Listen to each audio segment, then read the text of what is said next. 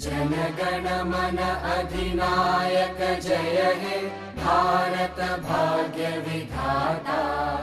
पंजाब सिंध गुजरात मराठा द्राविड उत्कल बंगा।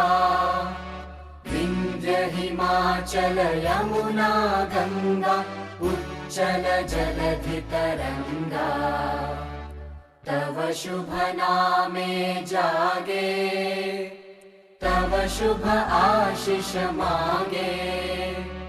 गाहे तव जय गाथा जन गण मंगलदायक जय हे भारत भाग्य विधाता।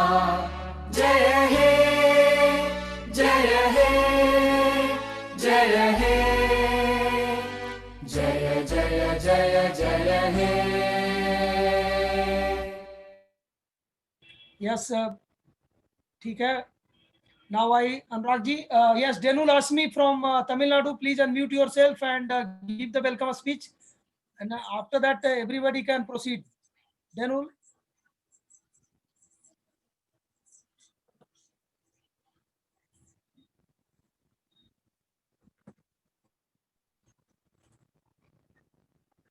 Hello, Denul. Can you hear me? Denul? Denul? Hello, Denul. Denul asked me from Tamil Nadu, can you hear me? Hello, Denul. Yes, sir. Denul, can you hear me? Yeah, see. Yes, sir. Denul. Please give the welcome speech and we can start the session right now. Okay, please proceed. A very good morning to one and all gathered here. I'm so happy to see you that you all are together here. This is Sinu Lashmi, brand ambassador of Igniting Dreams of Young Minds Foundation. It is my pleasure to welcome you all and thank you to each and every one of you for being here with us today. We are very pleased to be able to welcome those of you who have been with us today for the workshop. And we are really happy to host this workshop in a wonderful place, Arunachal Pradesh, with you all. Once again, I warmly welcome you everyone. On behalf of Igniting Dreams of Young Minds Foundation, I would like to express my sincere thanks to all of you who generously helped us to make this event come together to become a success. We could not have done it without you. I warmly welcome our Honorable Chief Guest, Mr. Anurag Behra, Facilitator, NASA Human Rover Challenge Team, NAPSAT. I felt grateful to welcome Zenith Child School. Also, I warmly welcome NAPSAT team members, Laila ma'am and Ravishankar Kumar sir, for a great guidance for our team. I welcome our dear students who are set to make this event a remarkable one. And our Igniting Dreams of Young Minds' main aim is to promote space and satellite education for every young mind, that is for the entire student committee from any school and colleges all around the world. Well, I hope workshop based on satellite technology will help you to improve knowledge and skills. So I request everyone to utilize the golden opportunity of IDYM. Take a shot and join with us on this fun-filled journey. With all enthusiasm, I welcome you all once again to the momentous event. Today will be full of fun and learning. A big thank to each and every one of you present here for joining our program. Have a great day. Thank you, Danul. It was an amazing speech by you. Now I request NASA team to take workshop, and I request Anurag ji, the chief guest of today's program, to kindly deliver his talk. Yeah, so good morning and very happy New Year 2021 to everyone. And since it's a new year, a new beginning, and we had a troublesome 2020, everyone knows about it. But also, this 2020 has taught us a big deal of things. If there was no 2020, I don't think that today, for me to sit at Bangalore, for our team to sit in Bhubaneswar and other parts of Odisha, and to deliver a workshop being conducted in Arunachal Pradesh was possible, because it was 2020 that gave us a wake-up call that everything can be done online and how small the world has become. And since we are here to talk about space technology, the first thing that strikes me when I narrated this story about me being in Bangalore and we all are being in different parts of the country and we are conducting this workshop at Arunachal Pradesh, it tells me that how much the satellites, the presence of satellites and the advancement of the satellites has actually impacted our lives. Now, these small stuffs of the space technology have been the part of our lives to such an extent that we all are even unaware of. Today, the people who have Google Maps in their phones, they can go to their friend's home by just putting the location in it, and it shows you the path. And we all think it's a Google Map app, but technically it's input from some satellite. Years ago, when I was a kid, uh, uh, back then there used to be a news, basically two news that enthralled the whole population around my place. One was Kalpana Chawla going to space and coming back. So the accident, she met with an accident while coming back. And second was Sunita Williams going to the space and Sunita Williams talking from the space to the ground to different media people, and the way she was handling a mic, the mic was floating and there is no gravity. So she used to just put the mic in a position and just leave it like that. And it would still stand there.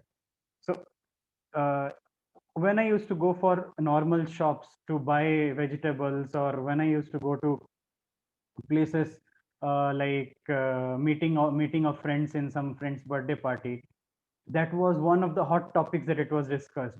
See how they are in the space, and it was not just about like what is the life without gravity, how they are floating, but it was also about how it must be like out in the space. Here we see water, here we see mountains, here we see a lot of stuff, but how is it when I see the dark space from the ground? It looks like dark, but it's so vast that the more you dig, the more curious you get, the more stuffs you get out of it. Because if you see the data, then only 5% of it is what we know. But 5% is again on the reference of the things that we have already thought about the space. The space might even be so large that the equivalent of what we know is just 0.1%. And the whole thing of space and taking the space technology ahead has begun not like any other science. It has started very recently in the modern history. So basically it is in the state in which earlier we were just thinking about space technology to be exploring life out of Earth, exploring different species, finding the traces of alien communication with the Earth, to now there is a time where we have telephones, we have we have telephones, we have TV channels, and we have many other communications. Like there is an election happening in USA, and in India, in some part in Odisha or in Tamil Nadu or in Arunachal Pradesh, we are able to see the telecast. These all things are happening because we have satellites placed. So it's not just about finding the life out of space and the physics, the dark matter, but it's also about making the lives on the earth easier. The one big trouble that I have seen in my friends, my juniors, and everyone about the approach towards their space technology has always been that it is a very hi-fi science. It's like if and only if I am the best student, if and only if I have the best of knowledge of the concepts, then only I can. But the trouble is all those concepts aren't taught in the school or in the colleges. So what to do about it? But my young friends, I would like to say you a small thing. The approach to space technology or anything in life, academically, yes, the way you think means the way how you approach in the school is the way how you are thinking. Like I should know a Pythagoras theorem before I go and apply it in the school. I must know the Heron's formula before I go and find the area of triangle. So all those things I need to know before I go and crack my exam. But what about real life? What if today you decide that you are going to make a small kind of a electrical circuit in which you put a light bulb and you put a switch and you put a battery and you have to switch on, and after that the bulb should glow. So in that you will get to know that, like, in the process you get to learn what is a wire, what's the conductor, why the wire is coated with a plastic, while joining the wires why are you putting a like insulation tape on it, not just to stick it but also to give yourself a protection. Why are you doing it? So why not approach this whole thing of space technology in that sense? Because now the things have been more accessible than the way it used to be during my times. Because during my times, Google wasn't that prevalent. We never had something called as Android phones, and so much of internet accessibility wasn't there. But in order to access internet, I have to go to some different place where I have to pay for an hour of around 50 rupees or some or more to just access internet for an hour, and that too with limited access. But now the knowledge about space technology and different stuffs related to physics, biology, chemistry, everything is available, and many people take it in a way like, if I'm not interested in physics, if I'm not interested in chemistry, but I'm interested in space, because space and space like attracts everyone, attracts every single person on the earth, is attracted by the vastness and the depth of the space. But how can I pursue it? But my friends, even biology and every other field. So to give you a small insight, there have been astronauts who were by profession the researchers on agriculture. Why did they go to space? Just to do the research about what is the behavior of the plants that are grown on Earth, grown on Earth, if they are grown in a atmosphere where there is less gravity. And they discovered that that gives us better quality fruits. The simple reason for it being is because there is no gravity, the stem need not be more strengthened. So rest of the food, the rest of the nourishment that the plant receives is dedicated towards making more fruits. And not just that, space is also not just about being an astronaut and going into space. Today you have a lot of scientists working in that field just from their stations on the Earth. Earlier it was just a NASA, earlier it was just an ISRO, but now so many private people are coming up. You have SpaceX. In India, you have now new startups coming up like Skyroot and others. So basically, it's a time where it's not just institutionalized, big people can approach space, or people who have a huge amount of resources available. Now resources are available to everyone. What every one of us has to do is, if you are interested, just keep putting your feet in that direction, and you will slowly start gaining knowledge about it. Don't try to learn everything and come, because you will never be able to anticipate what all are needed to come and venture into this field. What you need to do here is, you have to first make a goal, like, this is what I need to achieve. Now in order to achieve that, everything you need to learn, you have to carry on in the process. The way I gave an example, like, you have a circuit, you have a bulb, you have a switch. So what you thought in the beginning is, let me have a system in which if I press a switch, the bulb should glow. So what all do I need to learn in the process? That in order to make the bulb glow, I should have a power supply that helps the bulb to glow. Now I should have a switch so that I can regulate the power supply. I can switch on so that the power supply reaches the bulb so that the bulb glows. So in this process, I learn about a switch. So it's a mechanical system in which if I press one direction, it actually connects the two conductors. At the same time, when if my power supply goes bad, then again it doesn't have the ability to provide that energy to the bulb so that it glows. In the same time, what kind of a wire I should have to connect my bulb so that the bulb glows. So these are knowledge you keep on wrapping up in your process of achieving to make a system so that you can have a bulb glow. So to be precise, now this was an intro, like why and how easily nowadays it is, the space technology is so accessible.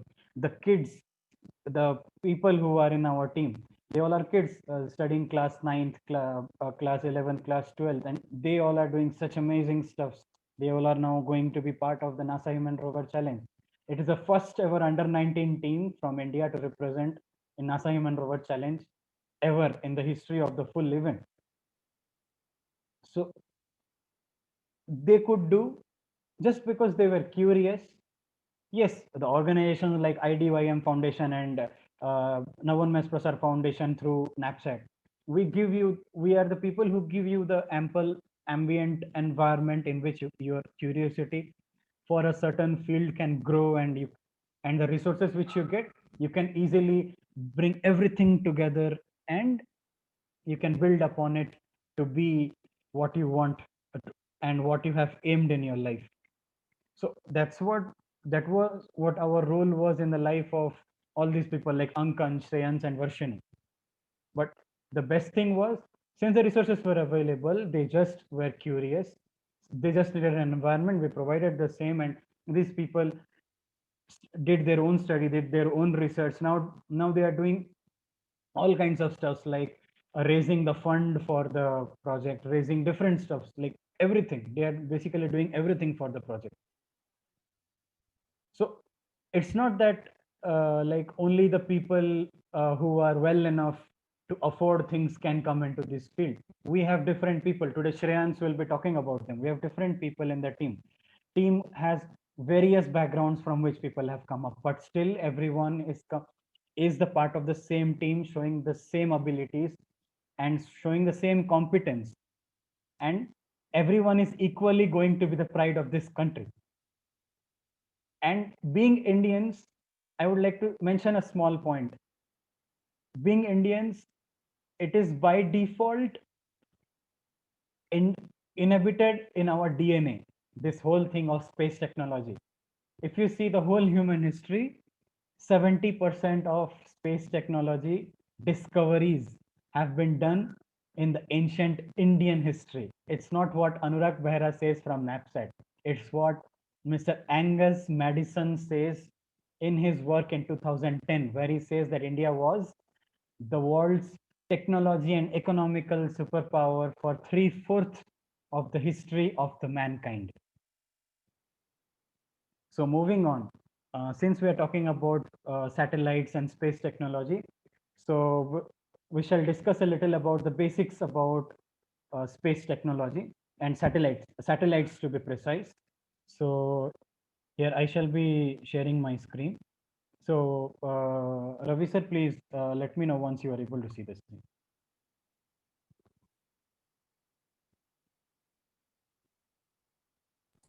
हाँ अनुराग जी दिख रहा है जी sir, okay, thank you. Yeah, so welcome students to the discussion about satellites. So what is basically a satellite? So like, can we ask the question to students on ground, or should I continue? How can we do it? Continue कीजिए अनुराग जी, क्योंकि वहां पर कैसा है ना कि user कम है और लिसनर ज्यादा है, मतलब Okay, okay, स्पीकर okay. वहां से बोलने की दिक्कत है उनको. Okay, okay, sir. ठीक है जी, जरूर. So a satellite is nothing but an object that is, like, in common English, which rotates around something, a bigger object like an Earth. So even your moon is a satellite.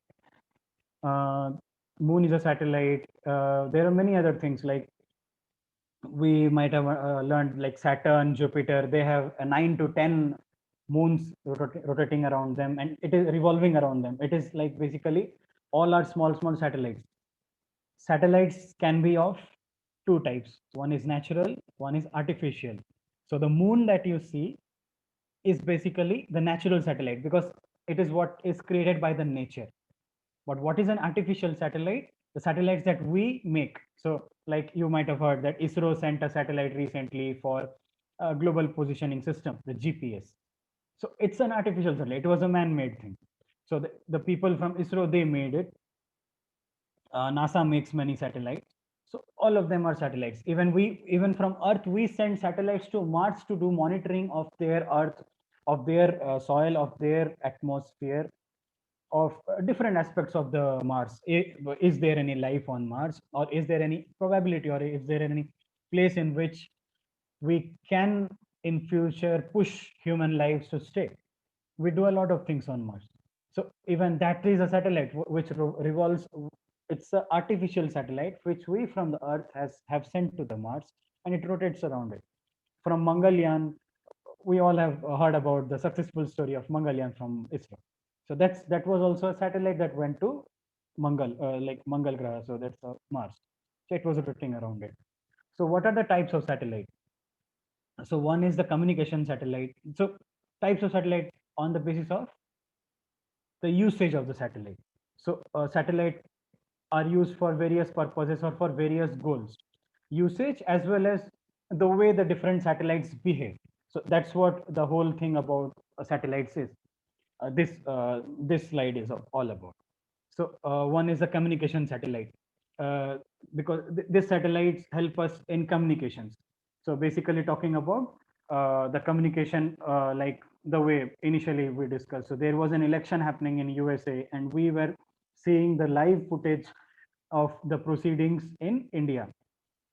So such satellites are communication satellites, remote sensing satellites. So let's say we are doing certain, using some satellites, we are trying to map different land, different agricultural places, different forests, different species from the outer space throughout the Earth, or maybe a part of the Earth.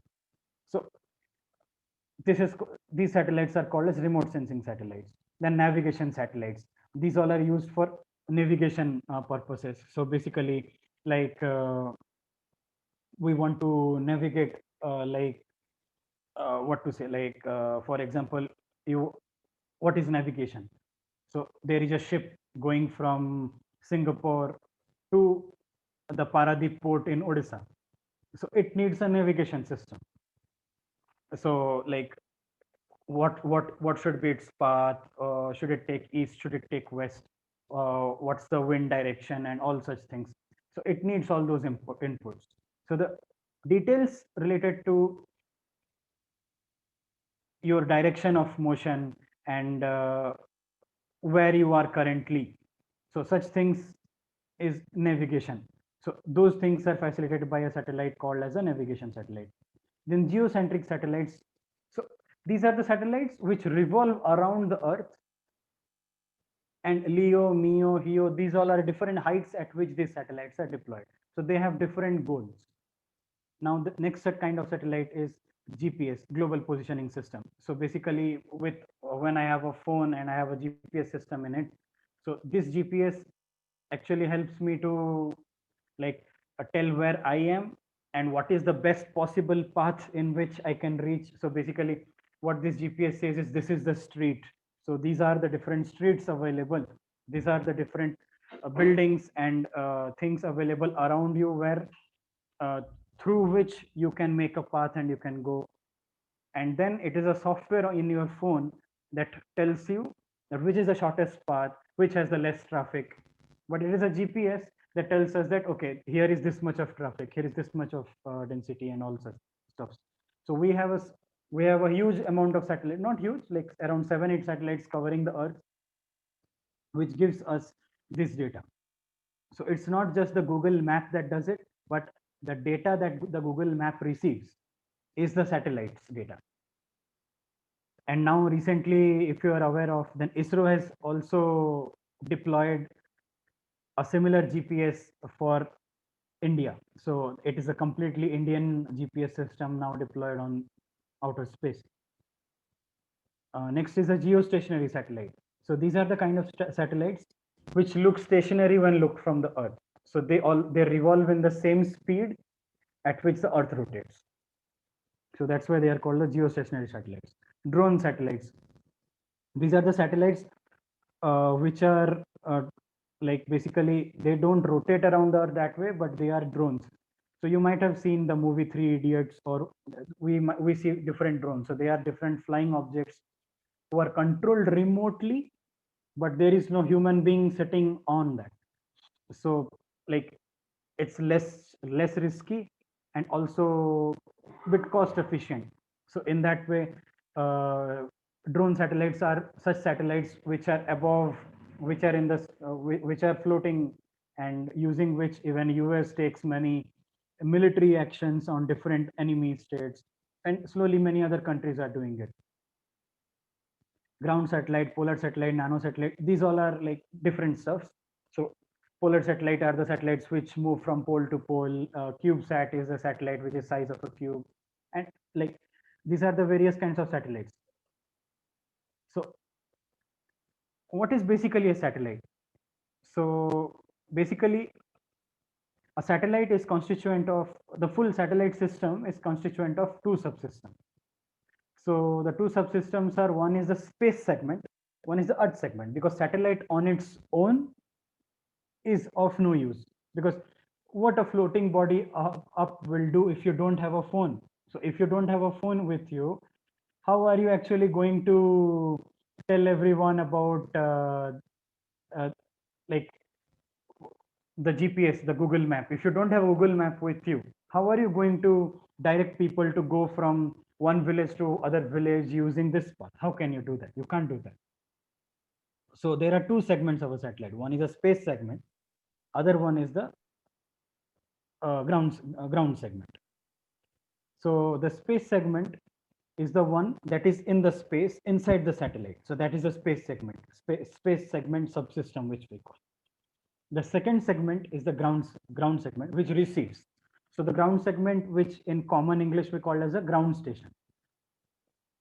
So this pic can be, so this pic can actually show us basic representation of it. So this is a satellite. Here is a antenna on the ground which is receiving it, and this is how everything gets processed.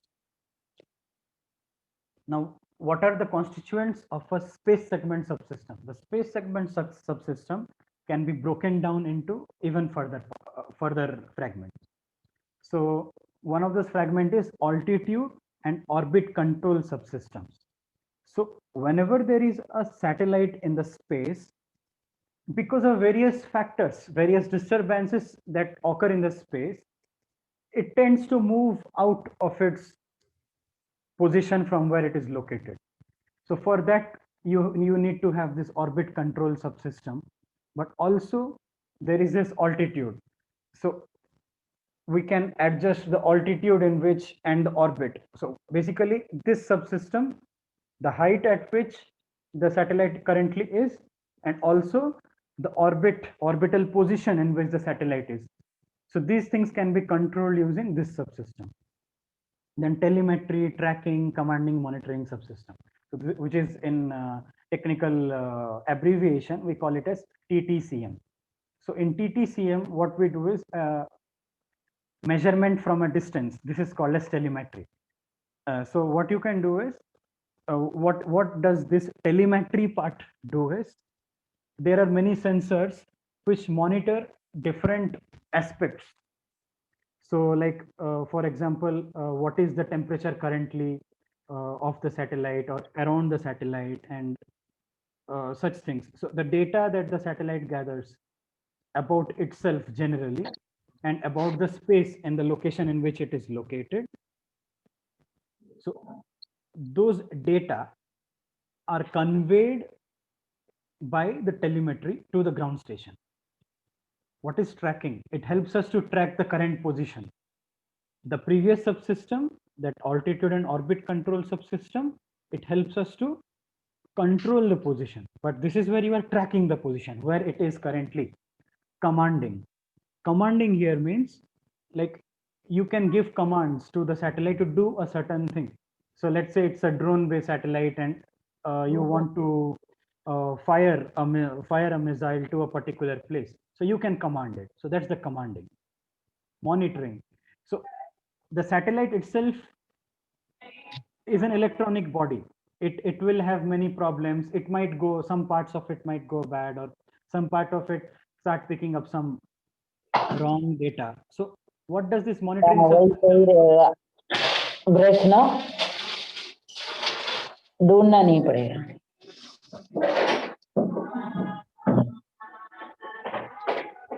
So this monitoring subsystem basically helps us to monitor it, to monitor the health of the satellite, for an example. And second is, then next is power and antenna subsystems. So the power subsystem is basically the one that gives which behaves as a power system for the whole of the satellite. So it's like satellite is an electronic body. It can't float in space and work. The electrical circuit inside it can't work without giving a power. So basically making use of some solar panels and other generative techniques. So this is a subsystem which actually gives the exact amount of power that is needed by different internal parts of the satellite. Then comes the antenna subsystem. So the antenna subsystem is the person who actually transmits. So there are different antennas. So the antenna will transmit the signal, antennas will receive the signal. So these all are done by the antenna subsystem. And now there is a transponder subsystem. So the transponder subsystem is the one which comes before the antenna. So basically, when we receive some signal or when we receive some data, we have to process it into a certain format which can be understood by the ground station.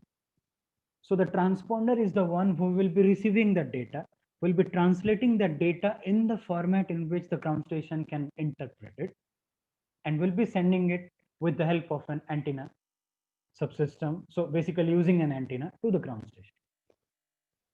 So what is the Earth segment subsystem? So basically this is the place which sends command, which receives commands, which receives data, which sends data to the satellite. So this is a technical description of the Earth segment subsystem, but it's not it's not that significant if the students are very young. So I would not like to elaborate more on it. So conclusion. So satellites have now grown in terms of purpose because of the advancement in technology. And yes, they are now part of our common lives. We might know, we might not know even. So currently, this technology is going to boom. It hasn't started yet. So if you guys are the one who are trying to venture into this field of satellite technology and space technology as a whole, then you will probably be the first high-tech generation who are educated from a very preliminary level to pursue this. So you will be stronger than any other scientist in this field who have lived on Earth till now, because you have access to different information and you have access to different gadgets and different stuffs which can help you learn it in your home or in small laboratories. You need not be in a NASA or you need not be in an ISRO lab to do that. So with this, I end my presentation, and then to give a brief about what we do at NAPSAT and what this NASA Human Rover Challenge is all about, I would like to hand over it to Kanuri Varshini, our student, our technical presenter of the whole project. So Varshini, I hand over it to you. Please carry it forward. Yes, sir. Thank you, sir. So, hello, everyone. Dear, yes, please, because they are connected with projector, so they may not speak to you. So that's yes, sir. So, Since they I are am in Varshini, Arunachal student Pradesh. member in NAPSAT. So, before saying anything, so as Anurag sir said, I would like to brief about our organization, NAPSAT, because I know it's probably this is the second day after the New Year. Oh, sorry, I forgot to wish you all Happy New Year. So this is the second day after the New Year that 2021 is greeting us. And I think probably this will also be your winter holidays, and you will be sleeping tight on your bed, and you receive a message early in the morning that, okay, today you are having a workshop on satellite technology at 10 a.m. and you all are required to attend the meeting. And you get out of your bed, and I think most of them are also sleeping because most of the people, I think, they're not attending. So, and you get up, you switch on your laptop or your mobile, and you're started attending. You get to hear a lot of motivational speeches from Anurag sir, and something very, motivating that within yourself, and you get to hear about a lot of about satellite technology, but you don't really understand, okay, who are these people, what are they doing, okay, why are they addressing us? So there will be a lot of questions in your mind. So that's why firstly I said that I would give a brief about NAPSET. So NAPSET stands for Navonmesh Prasad Student Astronomy Team, which is a great incentive taken by the Navonmesh Prasad Foundation under the visionary legends of its founders, Mr. Anil Pradhan sir and Ms. Vaishali Sharma ma'am.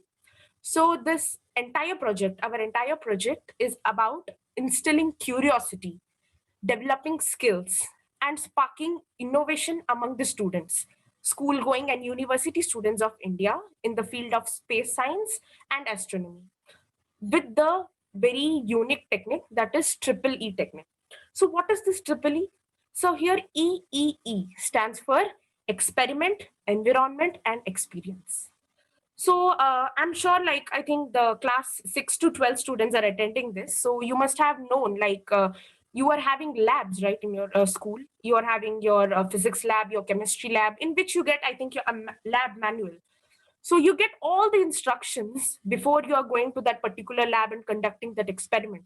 You get the instructions that how to do that particular experiment, that you should keep it at a 60-degree angle, or you should add this much percent of solution to this much percent of solution. And all these instructions, I think it might be given in your book, as I think I have also studied from the same sort of schools, like we are all studying. So we get all those instructions before conducting that experiment, so that the experiment goes the exact way. It should also produce the same like result that it should have been. But do you think that years and years, centuries ago, the Michael Faraday also conducted the experiment having a lab manual in his hand? Do you think? I don't think so. He did a lot of experiments before coming to the conclusion about electricity or magnetic effects, whatever results he have got. I think he have conducted a lot of experiments before coming to the conclusions. There were a lot failures. He has experienced the failures, and then he had thought of, and then he came to the result that how to perfectly like produce that experiment in the way so that we can get the perfect result.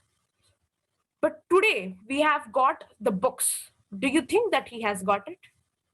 So actually I have a game for you. I don't think you need to just like switch on your mics to speak anything, but I think in the Zoom meeting they provide an option for a hand raise. So actually I have a game for you based on the triple E technique, so which I'll be sharing with you.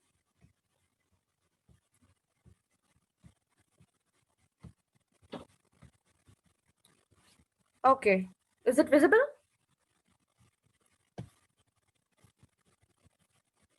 Sir, can you please confirm that if it is visible?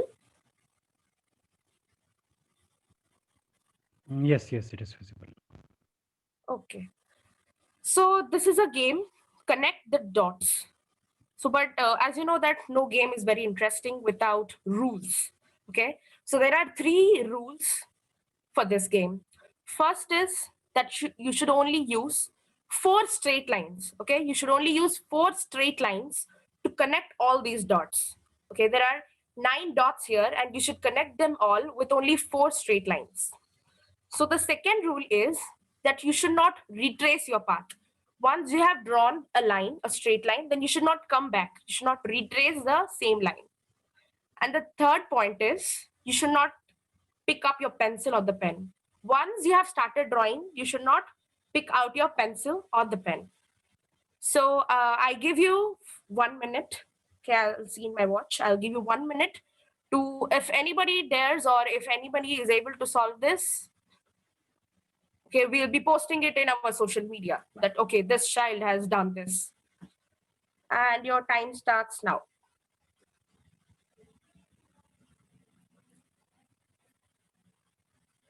Think properly, think.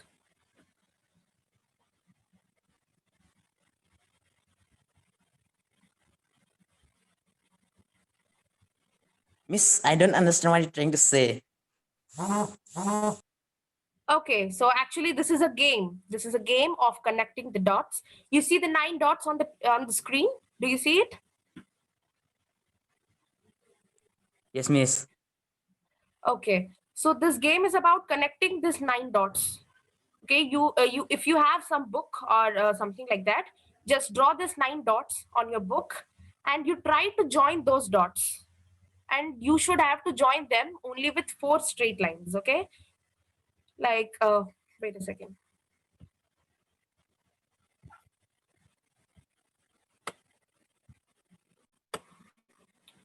You should have to join them. Can you see, like I'm drawing it? You have to join the dots with only 4 straight lines.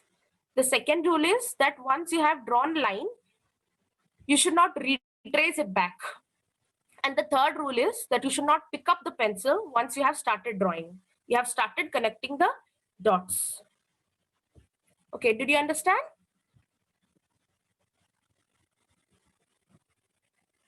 Yes, miss. Okay, then try it.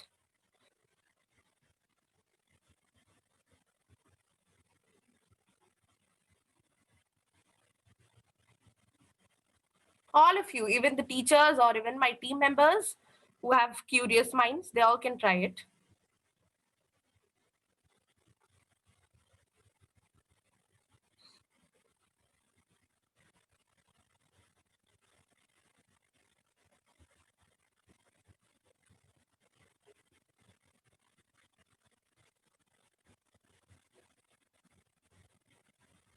Okay.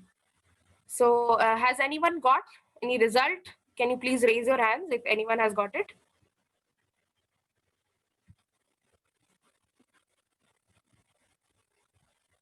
Has anyone succeeded in this game? Any winner? So Varshini, probably it will not be that easy for them because they don't have mic system and all. So they are just Okay, able to sir. listen to us, but they are not able to participate more. Only a few Sir, is students there are any there. person, any student raising their hand? Like any student who is able to do this, please Dear raise your hand. dear hello dear, उनके पास क्या है ना कि उनके पास projector से जुड़े हुए हैं और उनके पास कोई ऑडियो डिवाइस नहीं और वीडियो उनका नहीं आ Okay, सकता। sir. तो Okay, इसलिए sir. आप जो बोल रहे हैं ना वो सुन रहे हैं, वो मुझे मेरी बात हुई आपसे, लेकिन वो आपको रिप्लाई नहीं कर पा रहे। नहीं कर पा रहे। Okay. So I hope if Okay. anyone is able to do this, Please then proceed. it's- Please proceed. No, yes, sir. If anyone is they are able- listening to you. They are listening you very carefully. I had a talk with them. So you continue Okay, with sir. your Okay, work. sir. So if anyone is able to do this, it's really appreciable because it's more about like thinking out of the box. So here I'm joining it. You draw a straight line like this. Then you join these two. Then this. And at last this. There are 4 straight lines and we are able to join all the dots. So this is really a eye-catchy concept about thinking out of the box. And this is what actually we educate in our organization about thinking out of the box. Like this is the triple E technique that like most of the students, you all must have tried on like joining the dots inside the box only. But has anyone like thought about joining the dots by going outside the box? So from our childhood, we get this environment in our mind. You know, a small kid, whenever you give him a coloring book, he'll go on coloring out of the coloring picture. You know, the picture, it is having some boundaries. He goes on coloring. He did not, realize that boundary. He goes on coloring the entire page. But because he's too small and he don't have that boundaries within himself, so he goes on drawing happily, very merrifully. He goes on drawing the entire page. But as we grow on, we are taught by our teachers that we should go on coloring this picture only inside the boundaries, inside the picture. Actually, it is given the drawing. Maybe it's a tree or it's a fish. We have to draw inside the boundary so that it looks beautiful. But a child's brain, it's more open, and that's what creativity is. But as we grow up in our educational system, we get to bound by the boundaries they keep it us, that we should only color inside the boundaries. So it's what actually happening. And in our organization, you are required to produce experiments. You do a lot of experiments, but none of the teacher or the mentor is going to give you a restriction that you should do like this. You go on doing a lot of experiments, you face a lot of failures, but you experience the failures. After that, they give you the environment, they give you the perfect solution, the way you should conduct the experiment so that you get the proper result. And after getting the proper result, that is what you get the experience. And that's where you get to start your innovation, your creativity. So this project is entirely about engaging students like us, students like you, into the great stuffs, into the great, about space education, about astronomy. And we students also get to participate in various national and international level competitions. We get to work on projects ranging from the rovers, satellite systems, rockets, and many more things. You will really find it very interesting. So as Anurag sir has already stated it, that we students are handling every single concept. So it's really true that in this organization, it's not the mentors or the educators who do every small thing for you. It's not like spoon feeding in this organization, but they tell you what is the thing to do. And it's we, the students, who need to think that how we are going to do. They don't tell us how, right? In our schools, they tell us how we need to do. But in this organization, you're never going to listen how you need to do. They just say what you need to do. And it's we who have to open our mind, who have to spark the curiosity, the creativity within ourselves. And then we need to think, how is it going to be possible? And so currently, under the NAPSAT, there are two programs working on. So one is ours, the NASA HERC, Human Exploration Rover Challenge. So which is a challenge regarding the making of a rover, a manned rover, that the astronauts would drive in the lunar and Martian terrains, that they'll be driving it and they'll be seeing the various atmospheres. They'll be conducting a lot of experiments on the Mars or the moon through that vehicle that we will be making. So this is a competition among the school-going students that we are actually working on. And the second is CANSAT, which is about making a can-sized satellite. So it is also a great project, which both the projects have proved to be really successful. So apart from the actual technology sort of thing that we are working on in this organization, we also have that STEM engagement and CAP, which means the students are working for you like students, so that it's not bound up to us. Okay, we are here, we are in Bhubaneswar actually, and we have got this opportunity. But what about the others who are in this lockdown, who have not got this opportunity? So we have set on the run of, educating the entire world, the entire world about what we are actually wanting to do. And we also want to educate you people so that you also get that vision in your mind. Okay, I also want to become a space enthusiast. I want to become an astronaut, an astronomer sort of thing. So it is about instilling curiosity. So in a short, I can say the entire project is a complete revolution to spread the word of innovation among you people. So it's not only about, space education, but all those things, but being educated here is, thinking very differently from what this entire world thinks. But the major question that runs in your mind now about all these things, Anurag sir has said that we are the first interdisciplinary team to work on this project. I said that we also have CANSAT, and I showed you a lot of things. The major question that will be stuck in your mind is, how is it ever possible? When I was not in this team, I was also having the same, because I seen the, newspapers, the news headlines that, okay, the 7th class students, 5th class students are doing wonders, miracles. They're doing this, they're doing that. And I used to wonder, really. I used to wonder, how are they able to do all these things? Do they go to some special coaching sort of thing? Or are there something specifically different in those sort of people and all? I used to think all those things. But, if I want to share just my story. So because sir said that you will not be able to, handle your mic, I'm like pretty sure that you all must have heard of the cartoon, the Doraemon. Because I'm frankly speaking that since my childhood, I've been watching that cartoon, Doraemon. So in which there is a character, Doraemon, who is taking out a lot of gadgets to help Nobita, which is a very, like a cry character who is unable to do any sort of thing for himself. And Doraemon is helping him with his objects. And since my childhood, I used to just think, okay, is it really possible? Is it really possible to, travel from one place to another through a single door? Is it possible to, travel time through a machine that he used to go keep on climbing and going to different, ages, different times and all? I thought, is it really possible? Is it, so that all things used to run in my mind since my childhood. And when I grew up, so it became the major, aim in my life. Okay. And because I used to study a lot of things regarding it, out of the curiosity that if it is really possible, I got on to studying a lot of actual stuffs and all related to that space education. And after that, I decided, okay, I want to become a physicist along with an astronomer. I want to really come into this space education field after seeing that cartoon. So this is an explicit example that you don't need, big reasons to achieve something great in your life. You just, small fantasies in your life is also just enough to achieve something great and big in your life. It's not really necessary that you should have big aims and big reasons for becoming something big. So this, was the story about myself. So actually in my 11th class, I got selected for this NAPSET and all, and I started working for it.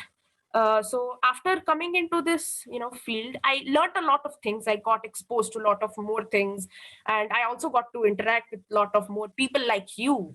So, and I've been really, happy to do that. But it's not going to be easy. The thing I'll say, really, it's not going to be easy. I will say, take this word, because it requires a lot of, dedication, hardship. If it will be easy, then the entire 7.8 billion population, the 7.8 billion population of the world will become scientists. If it would be easy, if it would have been easy, the entire 7.8 billion population of this world would have become genius, entirely famous. They might have become completely, drastically the most famous people, and you'll have long, long books to read about all those people. But it's not the thing, right? We only have the renowned people, the chosen one out of this 7.8 billion population. And what makes you the one out of 7.8 billion population is your hard work, your dedication, your creativity, your innovation. If I go on, I had that, habit of asking people, okay, what you want to become? Many of them gave their answers like, I want to become a doctor, a social worker, entrepreneur, software engineer. But when I asked them the question, okay, what are you really doing regarding your aim? None came the answer. Like, I wanted to have the answers like, okay, I want to become like, I'm giving a lot of quizzes. I'm attending a lot of, competitions. I'm studying a lot of great stuffs. But no, literally, I got no answers from them. The only answer I used to get is, okay, that's, far thought. It's after I complete the post graduation, then I'll think about it. Then I'll do something regarding it. But before that, I never got any answer like that. Okay, I'm doing this stuff regarding this because I want to have the aim like that. So never I got the answer because it has been set in ourselves. It has been set into our minds by our teachers, by our society, by our parents, that we should have to have the, we should complete our 10th, then our intermediate, then our graduation, post-graduation, and we are going to give some entrance examination. Then only we can go on to pursue our career. We are going on to do something regarding our career. But I don't think so. In today's date, we have a lot of organizations, and NAPSET is one such opportunity for the kids who are really interested in space education so that they can pursue their dreams. They can do the challenges they want to do. Because I, personally believe that as man grows age, the creativity and all that he's having within himself is not the same. Because as I said, a small kid has more, more knowledge and more exposure to more curiosities than the old man, So that's why this is the